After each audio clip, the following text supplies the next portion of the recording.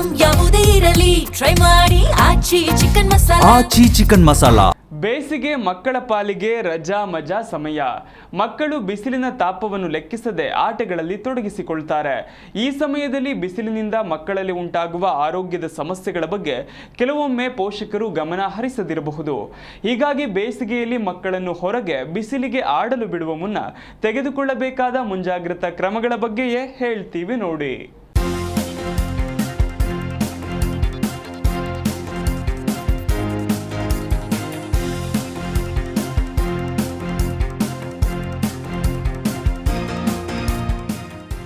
ಬೇಸಿಗೆ ಕಾಲವು ಮಕ್ಕಳಿಗೆ ಪರೀಕ್ಷೆ ಮುಗಿದು ವಿರಾಮದ ಸಮಯ.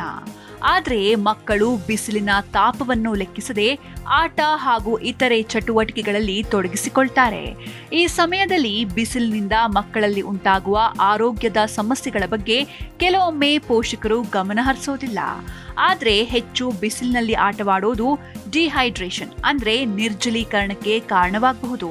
ಇದರಿಂದ ತಲೆನೋವು, ದೌರ್ಬಲ್ಯ ಮತ್ತು ಚರ್ಮ ಒಣಗುವಿಕೆ ಸಮಸ್ಯೆ ಉಂಟಾಗಬಹುದು.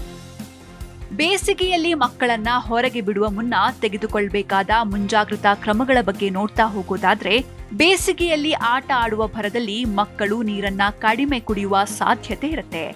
ಆದ್ರಿಂದ ಆದಷ್ಟು ನೀರು ಅಥವಾ ಎಳನೀರು, ಋತು ಅನುಸಾರ ಹಣ್ಣು, ಹಣ್ಣಿನ ಪಾನೀಯಗಳನ್ನ ಕೊಡಬಹುದು.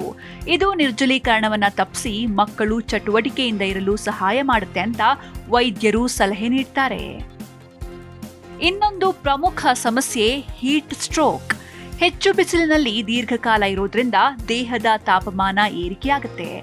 ಇದರಿಂದ ತಲೆ ಸುತ್ತು ಬರುವ ಸಂಭವವಿರುತ್ತೆ. ಇದು ತುರ್ತು ಚಿಕಿತ್ಸೆ ಅಗತ್ಯವಿರುವ ಸ್ಥಿತಿ.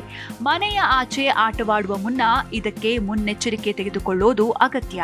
ಆದಷ್ಟು ತಲೆಗೆ ಬಿಸಿಲು ತಾಕದಂತೆ ಟೋಪಿ ಅಥವಾ ಛತ್ರಿಯನ್ನ ಉಪಯೋಗಿಸೋದು. ಸುಡು ಬಿಸಿಲಿನ ಸಮಯದಲ್ಲಿ ಹೆಚ್ಚು ಹೊರಗೆ ಹೋಗದೆ ಮನೆಯ ಒಳಗೆ ಒಳಾಂಗಣ ಕ್ರೀಡೆಗಳಲ್ಲಿ ತೊಡಗಿಸಿಕೊಳ್ಳಬಹುದು. ಜೊತೆಗೆ ಬೇಸಿಗೆಯಲ್ಲಿ ಆಹಾರ ಬೇಗ ಕೆಡೋದ್ರಿಂದ ಫುಡ್ ಪಾಯ್ಸನ್ ಅಪಾಯ ಹೆಚ್ಚಿರುತ್ತೆ. ಆದಷ್ಟು ಮನೆಯಲ್ಲೇ ತಯಾರಿಸಿದ ಬಿಸಿಯಾದ ಲಘು ಆಹಾರ, ದ್ರವ ಪ್ರಧಾನ ಆಹಾರ ನೀಡೋದು ಉತ್ತಮ.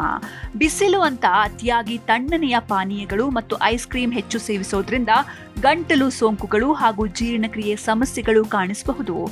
ಅದರ ಬದಲು ಮನೆಯಲ್ಲಿ ತಯಾರಿಸಿದ ಮಜ್ಜಿಗೆ ಅಥವಾ ಹಣ್ಣಿನ ಪಾನಕ, ರಸಾಯನಗಳನ್ನು ಸೇವಿಸೋದು ಉತ್ತಮ. ಪೋಷಕರು ಈ ಸಣ್ಣ ವಿಷಯಗಳನ್ನ ಗಮನಿಸಿದ್ರೆ ಮಕ್ಕಳಿಗೆ ಸುರಕ್ಷಿತ ಮತ್ತು ಆರೋಗ್ಯಕರ ಬೇಸಿಗೆ ಅನುಭವವನ್ನ ನೀಡಬಹುದು.